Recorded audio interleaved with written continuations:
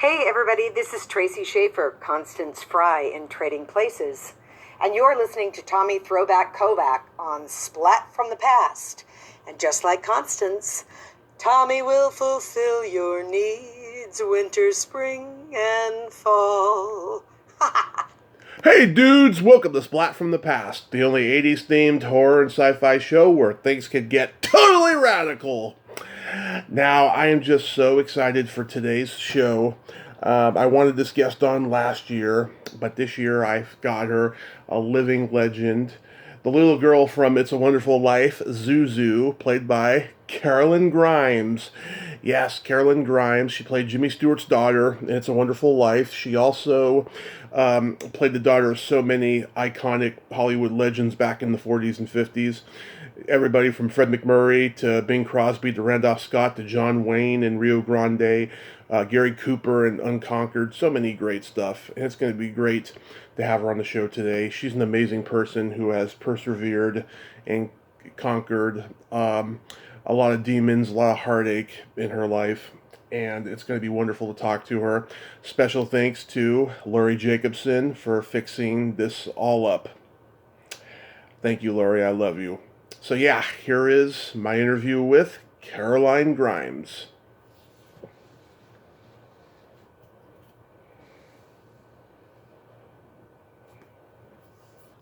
Hello. Hey, Karolyn. Welcome to the show. How are you today? I'm really good, thank you. Oh, that is so wonderful. This is such a great honor. Thank you for taking the time today. Well, I'm always happy to share the magic from the film. It's a Wonderful Life. It's sort of my life, and everyone loves it. And I don't know, this is the right time of year for that. Yeah. And especially during 2020. Oh, yes. Yes. Crazy time we're in. But going back in time a little bit before that, you started acting when you were, what, 6 months old? No, 4 years old. 4 years old. Okay, that was just one of those internet things. Well, supposedly I was in a movie when I was that age, but we never have found that movie, so I don't know. I actually had my first speaking part, and when I was 4 years old. That Night with You was the name of the film. Were your parents in the business? No. They had connections then? My mom was like a stage mom, you know. She pushed you out there, and I was an only child, and so, you know, I was kind of her dream, I think, and then that was how it all happened. Uh-huh. You were born in Hollywood? I was. Yeah. Must have been just a magical, exciting time to be in Hollywood in the 40s and 50s. Well, I didn't know any different because I was raised there. But in retrospect, looking back, oh my gosh, it really was a magical time. And most everyone was involved in the business one way or the other, you know. That was the industry of the town. And so it was magical. Yeah, wow. Yeah, I mean, everybody knew each other back then. It was a lot smaller. Of course, there was no internet. Oh, yeah. It was different. And I was born in Hollywood Hospital, and it's not even there anymore. Wow. How do you get rid of a hospital, you know? I don't know, but it's not there. They probably wanted to build a high-rise, so there you go. Yeah, the hospital I was born in actually got rebuilt, and it's huge now. Where was that? That was in San Mateo, California, in Redwood City. Oh, okay. Yeah. Oh. Bay Area boy I am. You were in Part in My Past with Fred MacMurray. What do you remember about him?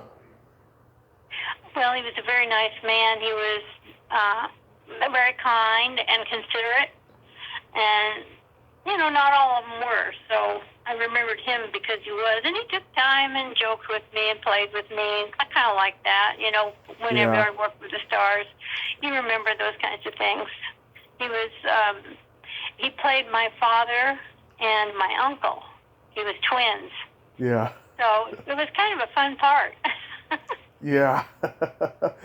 He is such a beloved star, but I don't think he gets the credit he deserves as an actor, you know. Perhaps not. I agree with you. But he really, he had a tremendous career, really and truly. Yeah, like Double Indemnity, I think he should have got an Oscar nomination at least because he was just so great in it, you know. Mm-hmm. Absolutely. It was such a wonderful movie, yeah. Sadly, his last movie was the horrible all-star epic The Swarm, alongside Henry Fonda, who actually had a good swan song with On Golden Pond. Yeah, that's true. Yeah, that's true. Yeah, Fred MacMurray should have had something like that, but he didn't, unfortunately. But it's ironic how he and William Demarest would do My Three Sons years later. Yes, that's true. And I just, you know, of course, I know Barry Livingston, and Hmm. it was a wonderful set. They had a lot of fun, and of course, you know, I think Fred had a lot to do with that too. Hmm. And then you did a musical with Bing Crosby called Blue Skies. Yes, that was a good one. Mhm. Yeah, I've heard that Bing could be very difficult. Did you see that side of him? Not at all. he was a dream to work with. He was very kind and gentle and happy, and he and Al Jolson would come visit him on the set, and they joked around and included me in their fun, and I liked him a whole lot. He was really good to work with, and I thought he was great. Oh, that's good. Yeah, I've heard a lot of stories that are not quite like that. Um, but did you get to spend any time with Fred Astaire? No, not really. Mm-mm. I wasn't in any scenes with him, so usually when that happens, you don't really, you know, we may not even have been working the same days, that kind of thing. You know, you Yeah. only work the days that you're needed, so chances are he wasn't even there on the set. Yeah, that happens a lot, unfortunately, when you make a movie. So I imagine when It's a Wonderful Life comes into the picture, you had an agent that submitted you for an audition. Well, I had an agent from day one. Hmm. Almost all the kids in Hollywood had the same agent. Her name was Lola Moore, and she handled everybody pretty much. And so, yeah, I mean, the studio would come to her and they'd say, "We need a little blonde-haired, blue-eyed girl." Yeah. She'd go through her stable, and then she'd send the ones that she thought would be qualified for that, and she'd send them on the interview. And that's kind of how it worked. Wow. And being that young, did they say, "Oh, you're going to do a fun Christmas movie and Santa's going to be on set"? No, it didn't work like that. They just either didn't want you or did want you, and if they did want you, didn't tell you anything. You just, you know, got a script in the mail or whatever, and it would be just for your time on the set. It wouldn't be the whole play or the whole movie or anything. So you just go in and do your lines or the part that you were in the movie, and that's it. You never really knew, being a bit player, the whole story of the film that you were working on. Hmm. The studio was RKO, right? Yes. Mm-hmm. Yeah. RKO Pathé, they called it back in the day. Yeah, and then years later, when they went out of business, they became a small independent studio called Crown International. And then they turned to Culver City Studios now. I think it's Sony or something. I'm not sure who owns it now. Yeah, I don't know either. But they were expecting the movie to not do well, right?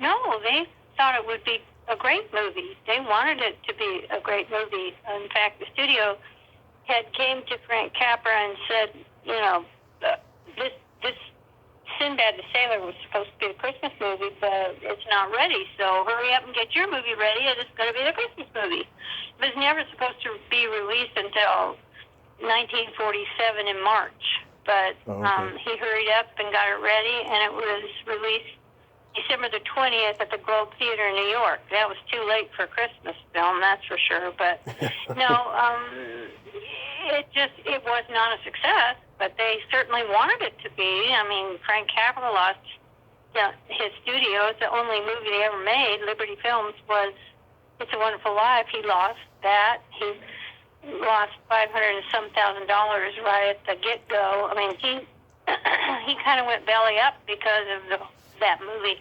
He certainly didn't want that to happen, or did he expect it to happen? But it did. I mean, it was marketed incorrectly as a romantic comedy, and I don't think that's really what it is. There were just so many reasons why it had a lot of strikes against it when it came out. Mm-hmm. It sat on the shelf for 20 years, and then they didn't renew the copyright, so it became public domain, and that's when everybody got to see the film on all over television. Every little station could play it. It didn't cost them anything, and that was in the early 70s. So that's when it got its rebirth. Right. Yeah, that's when I saw it. It was always on every channel when I was a kid, certainly.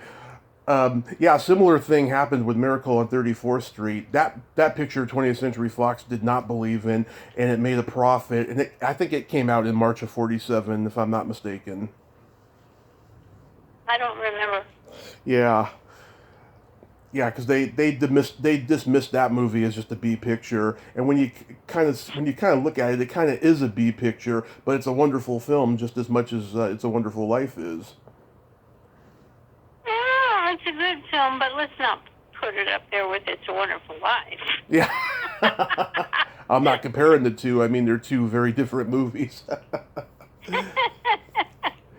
What was Frank Capra like as a director?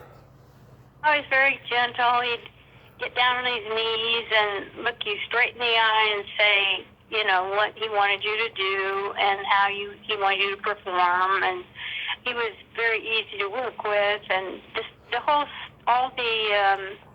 all the time that I was on the set, it was very relaxed atmosphere, and everyone got along. It was great. He was not so much with some of the other movies I was in, but this one was really good. Yeah, I mean, he was one of those rare directors who could consistently top himself with every film he did. He did all those great movies for Columbia. Mr. Smith Goes to Washington, Mr. Deeds Goes to Town, It Happened One Night, Lost Horizon, which was a melodrama, and that was my grandpa's favorite movie, as a matter of fact. That's one of my favorite movies that he ever made. Yeah, it's a beautiful film. And a lot of the people that were in It's a Wonderful Life were in that movie.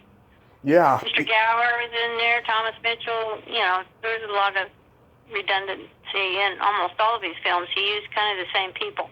Yeah, he was one of those guys who had a repertoire of people that he would use over and over again. And of course, so many directors over the years have done that, like Scorsese and so forth, and Clint Eastwood did. Jimmy Stewart, I mean, he must have been just absolutely wonderful to work with. Oh, he was. He was a wonderful human being, and he was really tall. He was 6'4". Yeah. And so he was rail thin, and he just was a good soul. He was very kind, and he certainly took time with me, and I really enjoyed working with him. Mm-hmm. And this was his first post-war movie. Yes. Mm-hmm. This is the first one he did after the war, and Frank Capra, too. This was both of their debuts after World War II. Yeah, it's funny because, after Jimmy Stewart came back from the war, his tastes in scripts became very dark. He did all the Hitchcock stuff and the Westerns, and he would do war movies. He didn't really do those kind of movies before the war, He was more of a lighthearted, comedic actor like Cary Grant. Yeah, but he also got older, so, that was kind of the way his career unfolded, was that, he kind of had to do the older parts, and that was kind of the way it went. I personally prefer his post-war movies. I mean, I love, Mr. Smith Goes to Washington and the Philadelphia Story, which he deservedly won an Oscar for that movie. I love that movie, but... the Best Years of Our Life was pretty good, too. Yeah, I just love, a lot of the post-war stuff the most, Hitchcock movies like Vertigo and stuff. How was Donna Reed to work with? I don't remember too much about her because I really never had any interaction with her, but as far as I know, she was very nice. Mm-hmm. And then, when did you realize? Was it when it was on all over TV? Was that when you realized this movie was such an iconic cult hit? Yes, 1980. In 1980. Wow, it took that long. It took that long. Yeah, did like people recognize your name and stuff and didn't just stop you and talk to you about it? Oh, no. No, no, no. I have the best of both worlds. Nobody knew who I was. They still don't know who I am, but when they find out, they're pretty excited. When you say your famous line, when a bell every time a bell rings, an angel gets his wings. Yeah, they like that. Yeah, I used to do stand-up comedy, and I used to have a variation on that line where I would say, every time an up-and-coming comedian quits comedy, good. That's cute. Thanks. I closed that at my audition for America's Got Talent a few years ago, and I made the woman producer like snort through her nose. She thought it was hilarious. Oh, that's cute. Yeah, I was very proud of that. Yeah. You mentioned before about the movie falling into the public domain for a long time. Is it now out of the public domain? Well, there is an atmosphere that reflects perhaps it might be owned by Paramount, but the Van Dorenstern family might have ownership. There's a lot of myths floating around out there, so no one really knows what's going on. But if you wanted to sue anybody, I think you'd probably have a pretty good suit. You don't get any residuals for the movie? Oh, heavens no, neither did anybody else. Jimmy Stewart, Donna Reed, no one. Yeah, the immediate families, you mean. Nobody got any residuals. Yeah. It was before that law was passed. Yeah. I know that one of my favorite movies of all time, Night of the Living Dead, is in the public domain, but someone, I think Miramax or Dimension, one of them independent studios, bought the rights to bought like producer rights or something to get the movie retransferred and re-released, and that version is in the public domain, and everyone involved in that version gets residuals and everything. But the original print, anyone can do anything they want with that one. Yeah, it's kind of rough when that happens. It is, yeah. You were also in Unconquered with Gary Cooper. How was working with him? Well, he was okay. There was such a huge cast in that film that I don't remember a whole lot because there were so many people. Yeah. And so I really don't remember all that much. Yeah. Boris Karloff, he was in it. I interviewed his daughter last year. Oh, yeah, Sarah. Great lady. Yeah, I actually think yes, she is. I actually think she lives near me too, over here in Reading, if I'm not mistaken. I think she lives in in the desert down there. Yeah. Palm Springs. She lives in Palm Springs. Oh, okay. Yeah. She probably does have a home over here or something too, but who knows? The bishop's wife with Cary Grant. How was that experience? Oh, he was the best. He was just super cool to work with. Loretta Young was great. We had a great time. I really enjoyed working on that film. David Niven. Not so much. How about Albuquerque with Randolph Scott and Gabby Hayes? Oh, they were both fabulous. I had more fun than anything. Just a cool, really fun people to work with, and he was such a gentleman.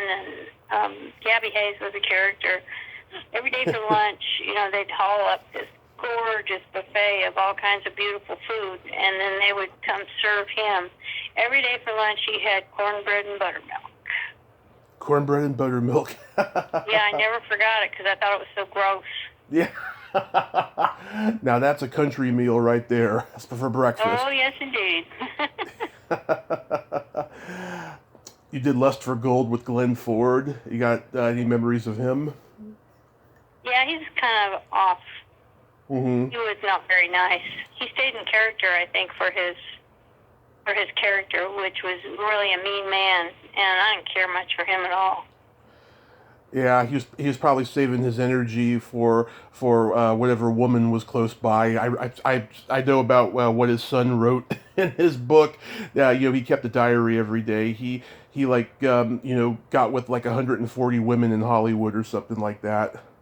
Yeah, he did indeed. Yeah. Those Canadians, they're free spirits. What can you say? Oh, yeah, I guess so. John Wayne on Rio Grande. How about him? Oh, he was fabulous. He absolutely was the master. He, called me Little Miss Karolyn, and he was really good. We spent 3 weeks in Moab, Utah doing the film, and he was very kind. Yeah, I get so upset when I hear about, the young college kids wanting to cancel him because of how politically incorrect he talked in movies in those days. That's just how it was back then, especially in the times that they were talking about in those westerns, That's right. Mm-hmm. I know they want to erase history. It's really, really sad. How was John Ford as a director? Well, I was a little scared of him. Yeah. Kind of. Yeah. Mhm. I think most people were scared of John Ford. Yeah. It's amazing he made the amount of movies he did, because nowadays I don't even think he would be able to work, with the way he was. I don't know. We never know, but he put out a good product. He sure did. He sure did. Now, I've read that you've been through a lot of heartache in your life. You lost your parents, about a year apart when they were young and you were young, and your son took his life, etc. I mean, leading up to all the heartache, why did you leave the movie business? Because I was orphaned, and the court sent me to a little town in the Midwest. Mm-hmm. I didn't have a choice. Yeah. You didn't have a desire to get back into the industry afterwards? Well, I ended up in a situation where the aunt that I lived with, my father's brother's wife, made it impossible. She cut all my connections with anybody I ever knew in California. So I was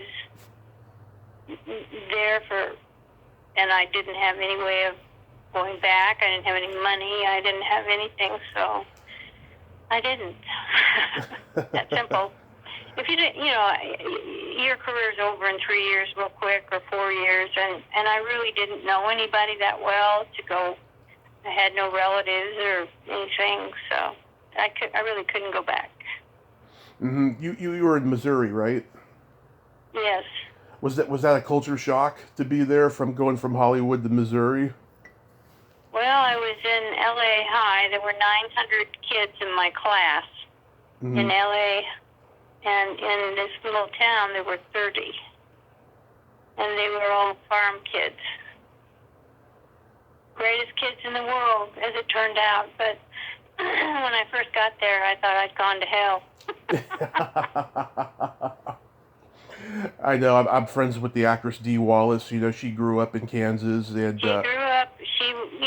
We grew up together in the same area. Really? Wow. Yeah. Yeah, I know she told me how much torture it was, growing up there, in the sexual revolution of the 60s. Yeah. Now, exactly what does a medical technician do? I know that's what you did later. I worked at a clinic, and I did blood work for the patients at the clinic. Yeah. It's not for the squeamish.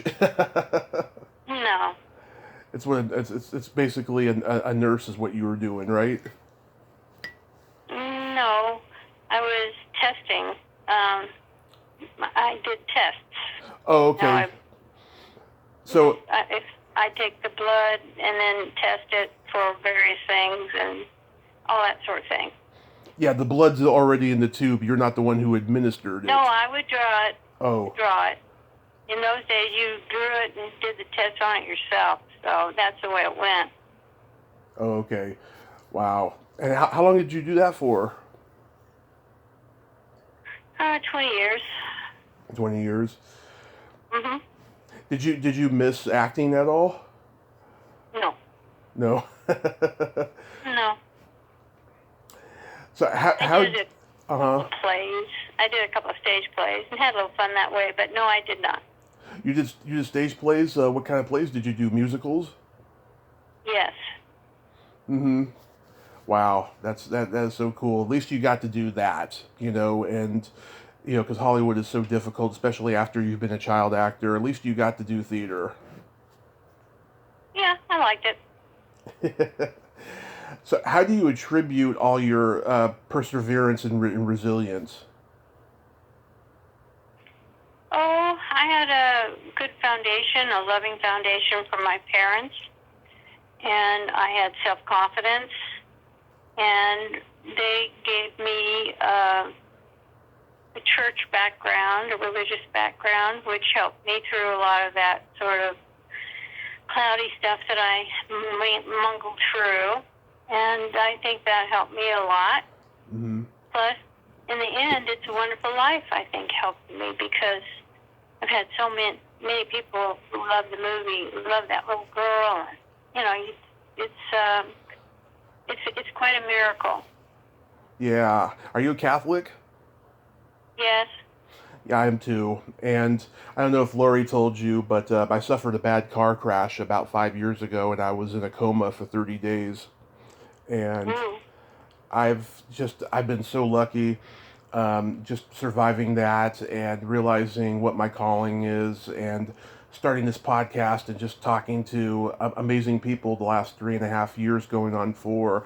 I count my blessings every day, and perseverance and resilience. It runs in the family. I mean, I have family members still alive who should have been dead a long time ago. Sad to say, but they're still alive, and I love talking to wonderful people such as yourself who has persevered a lot of sadness like that. Yep. It's a good foundation. It's a very good foundation. Did you go through a period where you're